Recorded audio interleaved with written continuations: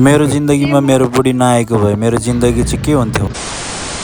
So all right guys, आए हजुरहरू सबैजना सन्चै हुनुहुन्छ होला, म पनि सन्चै छु। आजको भिडियोमा चाहिँ ह्यान्डसम हुँदै। सो आज चाहिँ मेरो बाइक लाइन एकदमै गर्मी भएको कारणले मेरो बाइक लाइन धुनतिर लागे। सो साथै टाढीभन्दा अलिकति माथि परेको यो वर्कसपमा हजुरहरूले जान सक्नुहुन्छ। एकदम राम्रो र सस्तो मूल्यमा हजुरहरूले बाइक बनाउन सक्नुहुन्छ। त्यसको साथै मैले मेरो बुढीको लागि पनि सानो गिफ्ट पनि किने।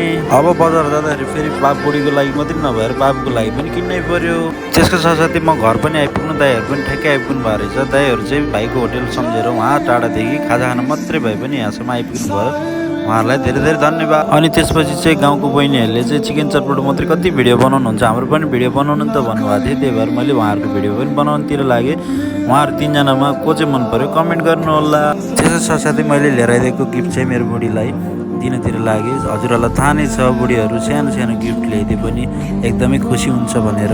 बुढीलाई गिफ्ट मन परोस् या नपरोस्, मलाई बुढीको मुस्कानै काट।